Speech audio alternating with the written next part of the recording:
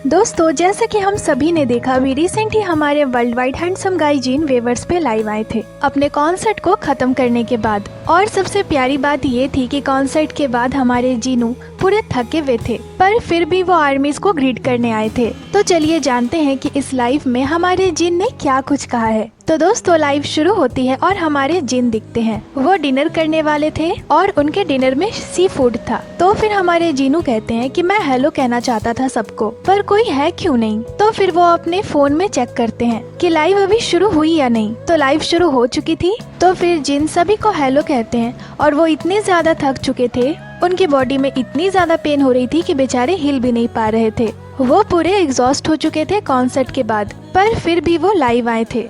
वो सभी को कहते हैं कि मेरा आज का परफॉर्मेंस खत्म हो गया है और फैंस उन्हें कह रहे थे नाइस टू मीट यू। तो जिन भी उनसे कहते हैं कि आपसे मिलकर बहुत अच्छा लगा। और फिर वो कहते हैं आज का परफॉर्मेंस खत्म हुआ और अब मुझे समझ आ गया है, हर बार हमारे जे होप कॉन्सर्ट के बाद लाइव आते हैं तो उनके फेस पे एक मरा हुआ एक्सप्रेशन क्यों होता है, और वो भी कहते हैं हेलो एवरीवन। तो अब मुझे पता चल गया कि क्यों वो वैसा दिखते हैं। मैं भी अभी वैसा ही फील कर रहा हूँ। और फिर जिन कहते हैं ली जीनी को जीनी सोक जीनी। हाँ, तो ये एक ऐसी एगियो है जो मुझे 10 साल पहले जापान के एक फैन ने बोला था, और ये बात जिनको आज भी याद है। हमारे बीटीएस मेंबर्स अपने फैंस के पुराने से पुराने बातों को याद रखते हैं। और फिर वो कहते हैं तो आज का मेन्यू है श्रिम्प। और बेचारे इतने थके हुए थे कि उनसे प्लेट तक नहीं उठ रही थी। फिर वो सारे डिश को दिखाते हैं जो भी अभी वो खाने वाले थे। और फिर वो कहते हैं कि अभी जो कपड़े उन्होंने पहन रखा है वो उन्होंने खुद ही डिजाइन करा है।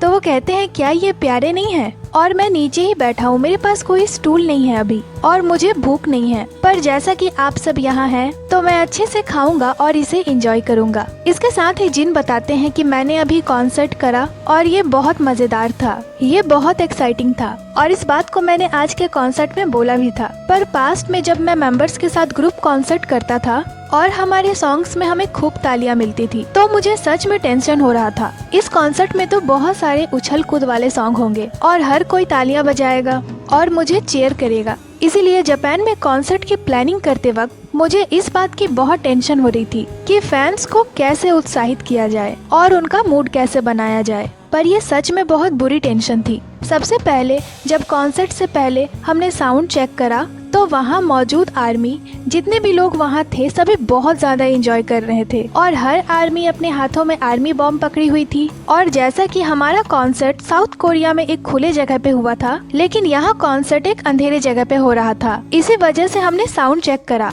और उसी दौरान वहाँ मौजूद आर्मीज आर्मी बॉम्ब पकड़कर उसे शो कर रही थी और सबके बीच ऐसा करने की एक अच्छी तालमेल बनी हुई थी।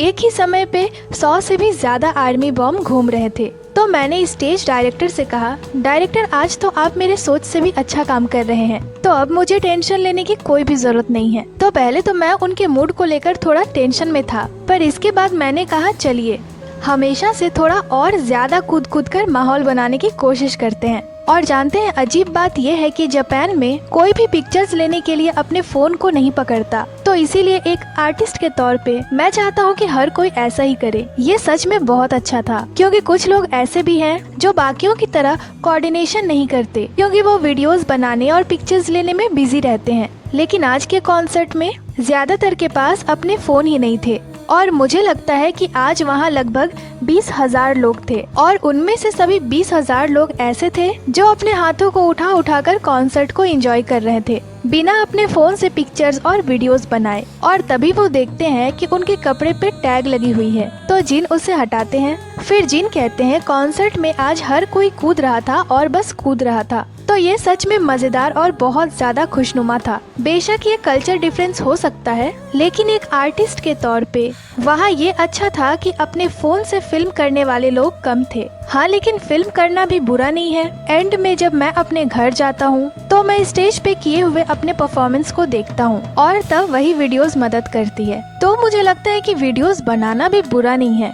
लेकिन आज मैं परफॉर्मेंस के बाद 2 घंटे या उससे ज्यादा भी समय तक सच में बहुत ज्यादा खुश था। सभी ने आज बहुत मजे करे हैं और मैं अकेला था जिसने इसे अपनी आँखों से देखा, ना कि कैमरे के लेंस से। जब फैंस आर्मी बॉम्ब को इस तरह हवा में उठाए हुए थी, सभी लोग इसे एक जैसे ही कर रहे थे। ये सच में बहुत मजेदार था। तो मुझे लगता है मैंने आज अपना बहुत एनर्जी खो दिया है, क्योंकि स्टेज पे मुझे आज परफॉर्मेंस करने में बहुत मजा आ रहा था। तो मैं सच में हॉबी की रिस्पेक्ट करता हूँ, वो ये सब कैसे कर लेता है। इसके साथ ही जिन कहते हैं कि मैंने आज के कॉन्सर्ट में भी एक हैंडबुक पहना था, और फिर जिन कहते हैं कि उन्हें भूख नहीं लगी है पर फिर भी वो खा रहे हैं। इसके साथ ही वो कहते हैं मैं आज बहुत खुश था परफॉर्मेंस करके, पर मैं इस बारे में कुछ भी नहीं कर सकता कि मेरी कुछ फिजिकल लिमिटेशंस भी हैं। तो ये सच में एक खुशनुमा समय था और मैं इसे अगली बार फिर से करना चाहता हूँ। लेकिन अब जब ये खत्म हो गया है, काम से घर लौटते समय मैं अचानक से सोचता हूँ कि मुझे ये कल भी करना है। ये बहुत मजेदार है। जब भी मैं इसके बारे में सोचता हूँ तो मैं कहता हूँ कि मुझे ये कल भी करना है, लेकिन कल जब मैं स्टेज के ऊपर जाऊंगा तो मैं बहुत खुश और एक्साइटेड रहूंगा। लेकिन अगले शो तक अभी एक हफ्ता है, इसलिए मैंने सोचा ओह बस इतना ही, मैं अभी के लिए रुक सकता हूँ। लेकिन फिर नेक्स्ट सैटरडे को मैं सोचूंगा कि मुझे ये फिर से करना है। तो यही सब वो अपने कॉन्सर्ट को लेकर बता रहे थे।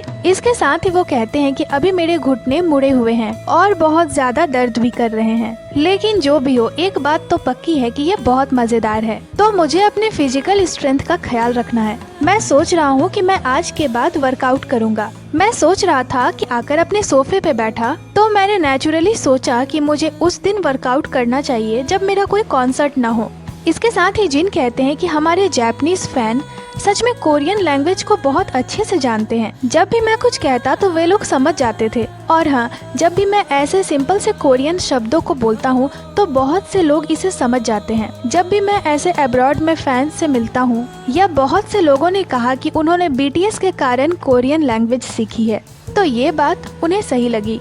इसके साथ ही जिन अपने फोन तक पहुंचकर इस लाइव को यहीं बंद करना चाहते थे, पर वो अपने फोन तक पहुंच ही नहीं पा रहे थे। वो कहते हैं ये उतनी भी दूर नहीं है, लेकिन मेरे हाथ वहां तक पहुंच ही नहीं रहे हैं। ये बहुत पेनफुल है। अरे यार, मैं इस तरह का पर्सन कैसे बन गया। सच कहूँ तो मैं उस तरह का पर्सन हूँ जिसे एक जगह पर बैठना या एक जगह पर लेटे रहना बिल्कुल भी पसंद नहीं है। मैं हमेशा गेम्स खेलता रहता हूँ या कुछ न कुछ करता रहता हूँ, और ये मुश्किल है, इसीलिए मुझे वो एंड बटन दबाना बहुत पेनफुल लग रहा है। मेरे हाथों में दर्द हो रहा है और पैरों में भी।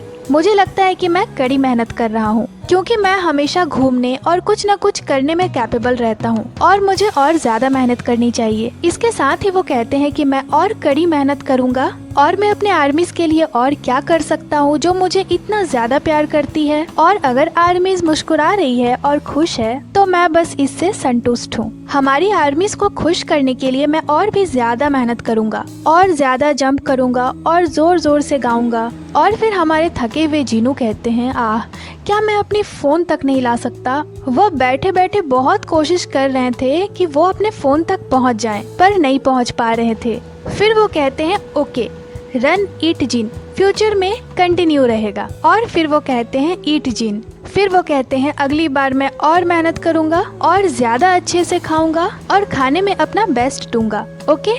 और जो भी आर्मीज आज आई थी, ये बहुत ही फन और हैप्पी टाइम था। और फिर वो आर्मीज को लव यू कहते हैं, और वो ना वहीं से बैठे बैठे एंड बटन को प्रेस करने की कोशिश करने लगते हैं, और ऐसा करते हुए वो बहुत प्यारे लग रहे थे। और ये लाइव यहीं खत्म हो जाती है। तो दोस्तों, जैसा कि हम सभी ने देखा कि जिन कितनी ज्यादा थके हुए थे परफॉर्मेंस के बाद, उन्हें कितनी ज्यादा पेन हो रही थी, पर फिर भी वो आर्मीज को ग्रीट करने आए थे। हमारे जिन सच में बहुत ज्यादा मेहनत कर रहे हैं, और उन्होंने कहा कि वो आर्मीज के लिए और ऐसे ही कड़ी मेहनत करते रहेंगे।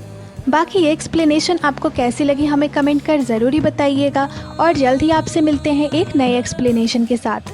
तो दोस्तों, ये थी आज की वीडियो को लाइक करें, चैनल को सब्सक्राइब करें। इसके साथ ही आप हमें इंस्टाग्राम पे भी फॉलो कर लें, जिसकी लिंक चैनल पे दी हुई है। अपना बहुत सारा ख्याल रखें। मिलती हूँ आपसे अगली वीडियो पे।